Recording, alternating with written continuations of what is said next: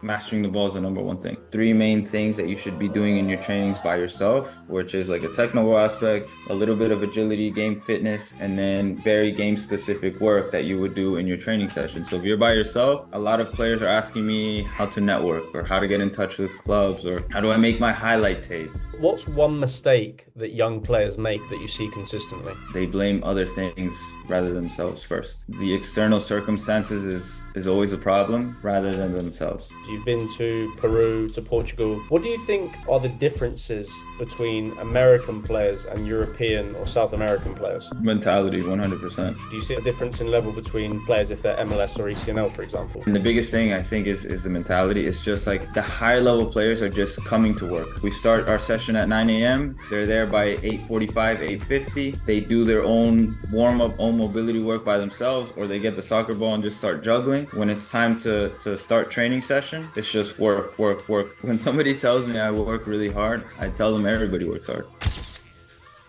Hello, everyone, and welcome to the Select Generation podcast. Today is going to be an amazing episode. I'm excited. We've got Miguel Angel of Grande Sports Training. So I'm interested to listen to this episode or to be involved with this episode with Miguel because it's a little bit of a different perspective from what we're usually used to. Recently on the podcast, we've had players, coaches, agents, scouts. Miguel is more of, or he's built like a training company. So he knows specifically what players that are listening to this need to do to get better, to develop, and to have opportunities and kind of get in that limelight and develop. So I'm excited to talk to Miguel and kind of see his perspective, what he thinks, ask him a few questions. But yeah, first off, Miguel, just want to say thank you for being here. And if you want to introduce yourself, give a little bit about your background, that'd be awesome. Awesome, man. No, first off, thank you for having me. I'm really excited to have these conversations. Obviously, it's always a pleasure to pass down as much as my knowledge as I can to the next generation. A little bit about my background. I'm originally from Maryland, Germantown, Maryland to be exact. I grew up playing with Real Maryland and the DC United Academy, and football has been my life ever since I could remember. I grew up watching my dad play those Sunday league games, watching games on the weekend. So it's given me so many opportunities, not only on the field, but also, off the field as well. So, from there, I had the opportunity to travel to play in Portugal, Peru, with El Salvador's youth national team as well. And, it's led me to where I am now. Amazing. And, really excited to have this conversation. Amazing, amazing. So, talk to us a little bit about Grande Sports Training. For someone that's listening to this, that's like, oh, he's probably just another private trainer. He's going to help me with my first touch on my technical ability. Like, obviously, you've grown a massive following. You're very good at what you do. What makes Grande Sports Training unique? I think what I've always wanted to do with Grande Sports is basically give back what I wish I had as a younger player. I spent a lot of time as a younger player just going out there and trying things. Like a lot of younger players now, like they go and train and try to figure out how to get better at this, how to get better at that. But at the same time, I know that when you're out on the field by yourself, there's a lot of thoughts going through your head. There's a lot of doubts. There's a lot of maybe like, oh, I'm working so hard and I don't know if this is gonna work out. Come the weekend, it's not working out, whatever the case may be. So I kind of wanted to not only build a training company where, yes, I'm working on the football aspect of it with you, but I'm also teaching you how to think and how to process the things that happen off the field so that you can have all the confidence you need to be on the field. And then at the same time, I've always told players that it's very important to be very self-aware of who you are, not only as a player, but also as a person. So that's something I learned early when I was 13, 14. I realized like, look, I'm not going to be this fast, strong, super agile player. But what I do have is I can see the game, I can see the passes, and I have a good first touch. So how do I make that my strength and how do I make it come out in maybe moments that like I need to be a little bit faster. Like Mhm. I just have to be a little bit faster and up here. So, So yeah. yeah. So for you as when you were growing up, because at 13, 14, like I wouldn't have thought like that. I doubt a lot of players think like that. So was there a coach that really made a strong impact on you? Was it your dad? Was it your friends? Like why did you have that mindset kind of at an early age? I think mostly it was always my dad. My dad would always, I remember clearly because it was so annoying at that age, but now I realize it. But every time we were driving to practice, somewhere to school, out of school, whatever the case may be, he would always have these like personal development tapes in the car. He's like, "Hey, listen to this, pay attention. You hear that? That's what you need to do." And I'm like, "Man, just put on some music, man," you know? But all of that eventually got to my head like, okay, that makes sense. Okay, that makes sense. I need to do more of this. I need to do more of that. And then, at first at 13, 14, it's just like little sprinkles of knowledge from these tapes, from these CDs. Back then it was all CDs. And and then little by little I started like applying it as I grew older and older. So it's interesting because there's a lot of private coaches and trainers. I've not really been exposed to that many, but when I talk to a player who's using one, it's always about first touch, wall ball, cone work stuff. Seems like you think mindset is very important. So for a player that's doing kind of extras training, that's maybe not thinking about the mental side of the game, like how important is your mindset or the mental side to being better as a footballer? I think for me the mental side is probably priority because without the mental side you can't excel in other areas of your game. Like you really have to want it in order to improve. If you really want to improve your weak foot, I get a lot of questions like, how do I improve my weak foot? You have to put in the time. You have to put in the hours. All of the exercises or drills that you can do are all online, but it just comes down to how much effort and time are you willing to put in order to improve your weak foot, for example. And I know a lot of younger players like, oh, I already went out and I already trained today. And I mean, as I grew older and as I was on my journey, I realized like you got to do more than what you think you're doing, right? And that doesn't mean you got to be outside 8 hours a day training, but you can fill your mind with other things, right? Learning the game, listening to other pro players on their journeys and how they did it, how they think, how they switch on, how they maintain discipline, how they prepare. All these little things is also training in a way. So, So yeah, so it's interesting because I completely agree. I talk to a lot of players, right? And they tell me like, oh, I work really hard, right? And then it's like, okay, what does working hard mean to you, right? Because some players it means going and running a marathon. Some players it means going and doing like some bicep curls or bench press. Some players working hard means watching film, doing video analysis, going to do yoga, stretching, eating the right food, electrolytes. So for someone that comes to you and says, Miguel, I need to work harder, like, what's your definition of working hard? so when somebody tells me I work really hard, I tell them everybody works hard. Everybody's working hard. Everybody's putting in the work. Everybody is training. Everybody's eating right. So my definition of working hard is how are you making daily decisions that are making you better every single day? And it could be as small as this. It could be a big win. It could be a huge one, right? But the small ones we tend to overlook all the time. And that comes down to like your daily habits, like waking up at the same time, um, reading 10 pages of a book, listening to 10 minutes of a podcast, maybe before school, getting in 100 juggles, 20 push-ups real quick, but doing it every single day over an extended period of time for me is it sums up what working hard is, right? It's just staying disciplined. Because I could work hard 1 day, 2 days, 3 days, great. It looks great. But what about the other 5 days that you're just chilling? Hmm. It's not gonna add to who you are as a footballer. So what's the first step of Grande Sports Training? Like, when did you think, okay, I want to do this as my full-time job? Like, was it a side hobby? Was it just a passion project? Were you like, okay, did you always want to do it? Like, what made you think, okay, I'm going to start this page, I'm going to start this company? So at first I was still playing and I needed to make some money on the side. I remember I had a basically a job interview or a job test where I was gonna work as a busboy at a restaurant, a high-end restaurant. I went in one night, I didn't like it. I was like, yo, I need to find something that I enjoy doing that's gonna allow me to go to training in the evenings because that job was in the evenings. So I came across this website, coachup.com, put my profile in, got my first client, great. And then after that, I got another client, another client, another client. And then I started building slowly from there. And at first, it was just, I'm going to teach you how I train. So if I look back at my videos and the way I trained back then, I'd be like, man, I don't know how I did it, but hey, it's a learning experience, right? So throughout that whole journey, I learned how to interact and how to listen to the player in order for them to actually get better.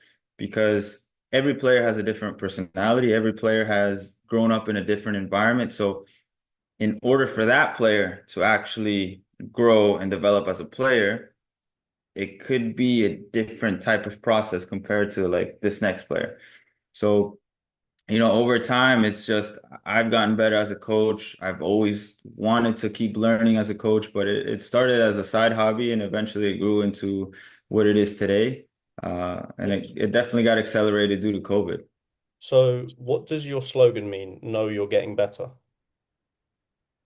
No, you're getting better. So it kind of stems from a period of time in my life when I was younger when I would put an obstacle course in my apartment, pillows, shirts, shoes, and I would dribble around as fast as I can in my inside my house.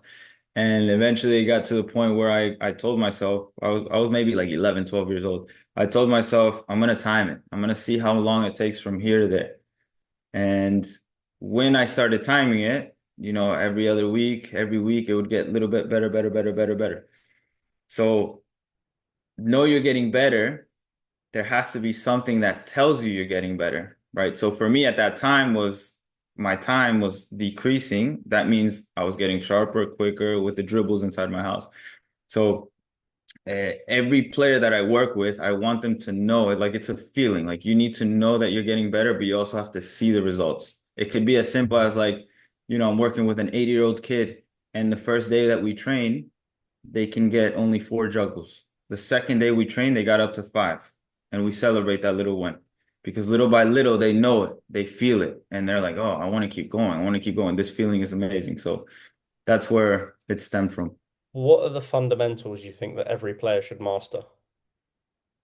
Mastering the ball 100%. What does I what does ball mastery mean? every player should be able to handle, manipulate the ball however they want to. And that starts with, for me, juggling. That's something that you can do at home, passing against a wall, or just literally like I said, just dribbling inside your house with an obstacle course that you make. Mm. So that for me is the ball master or mastering of the ball that they need at a younger age, especially in order to be able to play the game however you want to play it at any moment. Mastering the ball is the number one thing. So, obviously, on your social media, Miguel, you've had a lot of growth. You get an insane amount of views. I feel like there's a lot of private training companies or trainers who try and kind of create content and they kind of struggle, they plateau, they get to a certain level and maybe they give up. What has been your success as a content creator? Why do you get so many views? Oh, that's a great question. I think honestly, it's just I just put out what I've learned and what I've experienced as a player, and I try to speak from a perspective of the player. So like since I've played so many games, like I understand that when a player is in a certain situation, they're probably most likely thinking this. And, after having multiple conversations with so many players, I understand that the majority of players in this generation are probably thinking this. So I try to answer those questions that maybe younger players are not saying out loud, but they're definitely thinking it. Um, and I try to be as real as possible with those answers. Like sometimes I'll get some, posts that cause controversy, but even though it's causing controversy, it's a real topic. It should be talked about. Sometimes my perspective may not be, or my opinion may not be the same as yours, but it's good to have that conversation as to why I think the way I think and why you think the way you think. Totally agree. Football's a game of opinions. Like, you're never going to be right and please everyone. But what's the main question you get or the main topic that players like, Miguel, I want to know this. What do you find yourself answering most consistently? I think it varies by age group, but the younger generation is always asking me how to train by themselves, how to improve their weak foot, how to get a better touch, right? So they're asking the right questions. And I think now with social media, there's so much information out there that I try to simplify it as much as possible. And my way is like there's just three main things that you should be doing in your trainings by yourself, which is like a technical aspect, a little bit of agility, game fitness, and then very game specific work that you would do in your training session. So if you're by yourself, just keep it simple, dribbling a straight line, dribbling zigzag. If you have a partner, doing some passing combinations, um, two touch, one touch, three touch, little bit of agility, zigzag through cones, diagonal sprints, and then game specific movements would just be actions that you would do in your position. So if you're a winger, cutting inside and shooting, cutting down the line and crossing. Like keeping it simple is always probably the best first step to do as a player.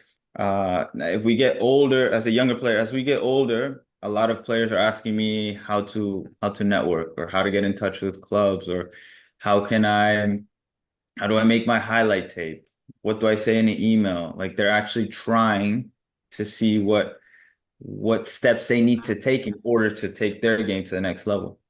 So for training players, would you ever get into like coaching a team, or do you just like the individual aspect? I have before in the past, but right now I currently love working on the individual aspect and more with small groups because working with the player face to face with a more close personal environment, I feel like is more fulfilling at the moment. Not opposed to going to coach a team, but for now, this is I feel like where I am best. Do you see a difference in players? Obviously, you're living in Miami now. You grew up in Maryland. You've been to Peru, to Portugal. What do you think are the differences between American players and European or South American players? Mentality, 100%. And if I break it down, it's players abroad have a more of a dog eat dog mentality. Like you can see it at 10, 11 years old. They're just wanting to win at all costs. They don't, it's just like here, there are some players that have similar mentalities, but it's not as like they may not be as excited to like go train or as excited to like win that duel. Like little things like I don't know how to explain it. Like a younger kid in like South America is gonna scream for the ball. Is gonna want it. Is gonna be upset at his teammate for not passing him the ball. Here, it's kind of like, okay, maybe next one. Mm. So that's what I would say the biggest difference that I've seen is just that dog eat dog mentality. Do you see a difference between levels of players you coach if they're MLS, ECNL, NPL, E64 high school? Do you see a difference in level between players if they're MLS or ECNL, for example? 100%, 100%. And the biggest thing I think is the mentality. It's just like the higher level players are just coming to work. We start our session at 9 a.m. They're there by 8:45, 8:50. They do their own warm up, own mobility work by themselves, or they get the soccer ball and just start juggling. When it's time to start training session, it's just work, work, work. And there's moments where they might get tired during a specific drill, but they just keep going. Yes, the intensity might drop a little bit because they're tired, but they're going. They don't complain. They don't say anything. It's just boom, boom, boom, boom. And it's like that the whole hour. Is that Whereas maybe yeah. Whereas maybe like a lower level player is not as engaged that whole hour. And I think that's the biggest thing with younger players and even some older players is just having that level of concentration for the whole hour that we're training, hour and a half that we're training. And the same thing applies when you're playing a match. Can you maintain that level of concentration for the full 90 minutes? Because there are moments in the game, you and I both know that you might check out because like, damn, I have to sprint back again, you know?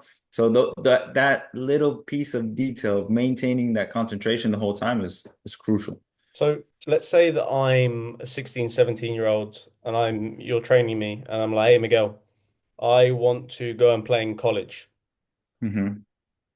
Not from a sending emails, reaching out, going to camps perspective, from a footballing perspective, what are the college players who get recruited different to the what do I need to be? What physical attributes, technical attributes? How do I need to be as a footballer to get a college offer?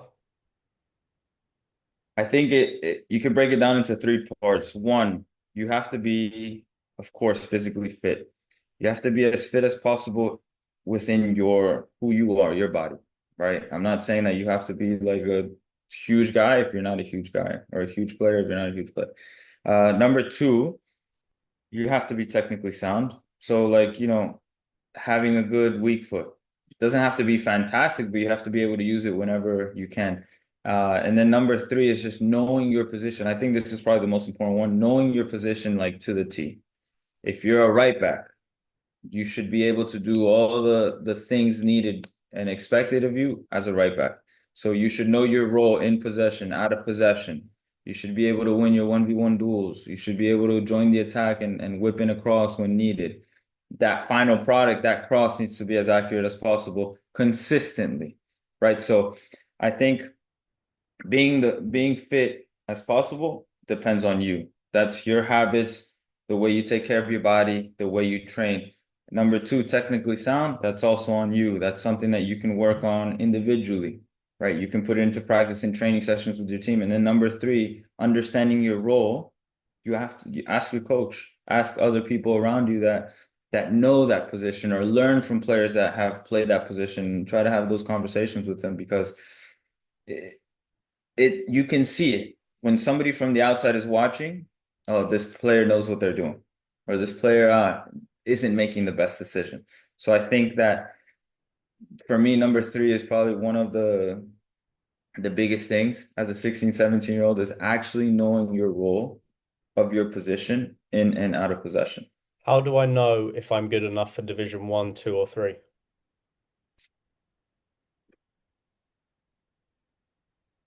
If you're able to get into like those summer pickup games and you see that you're competing with those players, I think maybe that could give you a great idea. How do you Otherwise, understand how do you understand your level is my question. Because for example, Miguel, yeah, I appreciate your perspective and the players you're working with. But for example, if I go and watch a player and I'm like, okay, there's no chance that he's at the level to play Division One, but he thinks he is because he plays MLS next, right?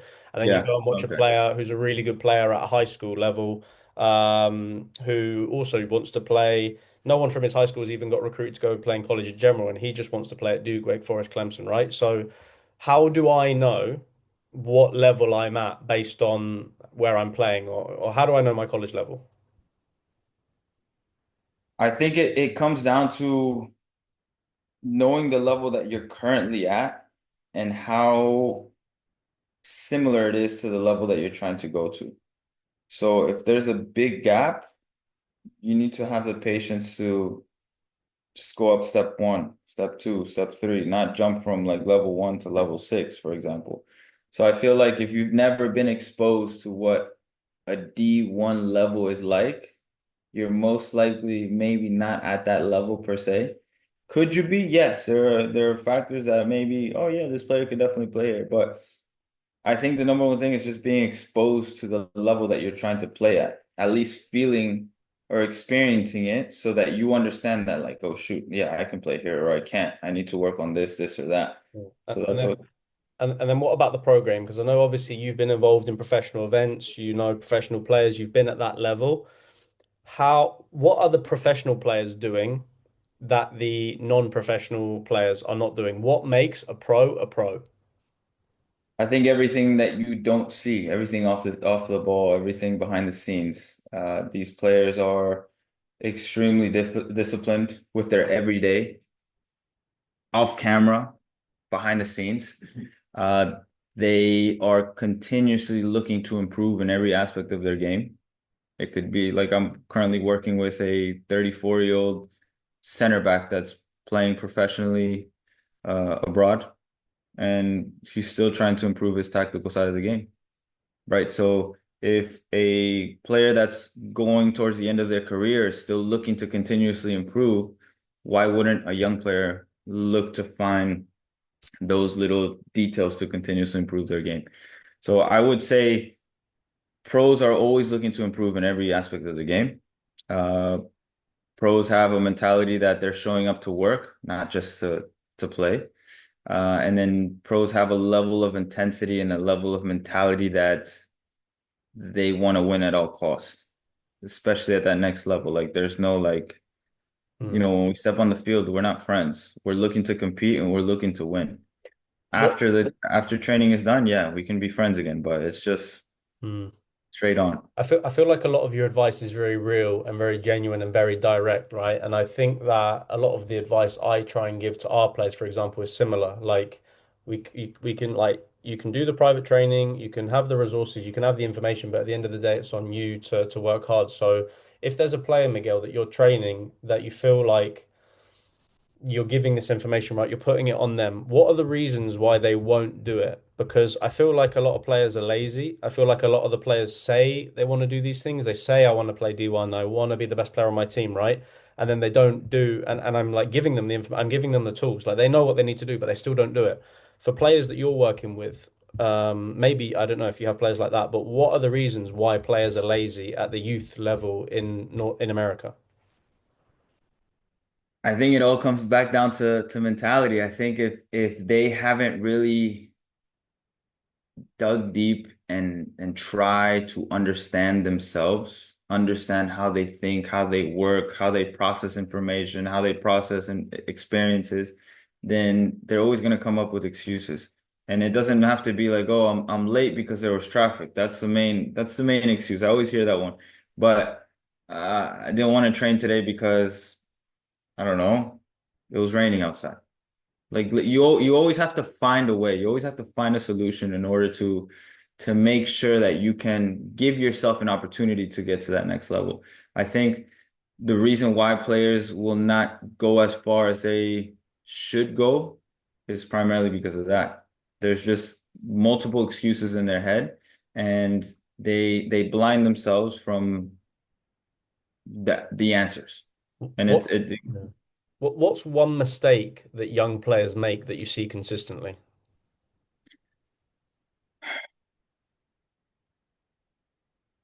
they blame they blame other things rather than themselves first.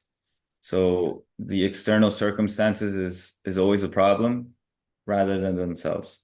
Oh, I'm not playing. I didn't start this game because coach doesn't know what he's doing. That guy isn't even as good as me, or she's not even that good. Why is she starting over me? Right? It's always blaming other things first rather than themselves. Could they be correct? Could it be like external circumstances that is not in your power? Yes, of course, but you always have to look at yourself first and understand why it's not working out in your favor. And if you are doing everything in your power, then you should stay calm, have confidence in yourself, and continue putting your head down and working. Football is a very competitive game. There's millions of players out there looking to have one opportunity, one shot. It's not easy. So look at yourself first before blaming external things. Amazing, amazing advice. Really, really good, Miguel. I wanted to ask you because there's a lot of players that will be listening to this from our audience that will be 16, 17. And they'll be wondering, how do I get college offers? They hear me kind of say what my perspective and what I think they need to do. There'll be players here that thinking, oh, Miguel's been involved in professional setup. How do you become a pro? So for a player that's listening to this, that's thinking, how do I get college offers? How do I become a pro? In terms of like networking, being proactive, what's your advice? You got to be willing to put yourself out there and not be afraid of rejection. You are competing again with thousands and thousands of players. What's going to make you stand out? Why are you different? That little bit of difference that makes you unique, you have to run with it.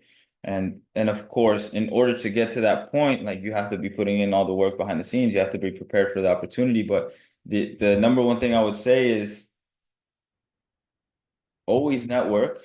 And what I mean by network is connect with everybody that you can. Connecting with a friend of a friend that might have a connection here.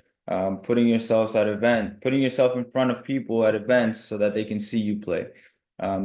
Going extremely prepared to these showcases where college coaches might be, because sometimes I've been to these showcases where college coaches are looking at a specific player, but there's another player in that specific game that stood out.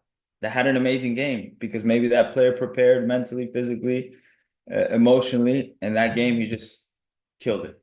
So now that college coach is asking who is that kid? Where does he play? Right? So uh, again, it comes down to the things that you do in order to prepare for moments that may seem so far away. Um, but all the information's on the internet. We live in the most socially connected generation of our time. You could send a message to anybody in an instant. So just put yourself out there. Don't be afraid of rejection. Amazing. Amazing, Miguel. Perfect. And I got just lastly, I got a quick fire round. Okay. Um, so we'll do some quick fire questions, five quick fire questions. First one is, who was your favorite player growing up? Favorite player growing up, I would have to say is Cristiano Ronaldo. What's one drill every player should do daily? Juggling and ball with wall. Your favorite piece of content that you ever made? I would most likely say the tactical style content where I actually get players thinking as to am I actually playing my position the correct way? What's more important, talent or hard work? Oof. I feel like talent gets you through the door. Hard work keeps you inside. And lastly, what's one piece of advice you'd give to your younger self?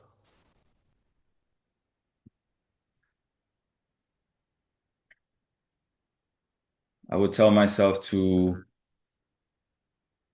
continue doing the things that seem extremely difficult because on the other side of hard work is everything that you want. On the other side of all the work that you don't want to do is everything that you want. Amazing. Amazing, Miguel. I just want to say thank you so much. That was really interesting. I think is a reality check for a lot of players that kind of think that they're at levels and I think everyone says you need to work hard, but I think you really hit the nail on the head, like as to what hard work means, how you need to do it, and who you're really competing against. So I just want to say thank you for the episode. That was amazing, guys. If you're still listening this far and you learned something, we'll obviously tag Miguel's Instagram, so send him a DM and say what you learned, say what you're thankful for, and if you're in the Miami area and you want sessions, you know who to go to. But yeah, Miguel, thank you so much. Appreciate that, man. Cheers, Thank man. you.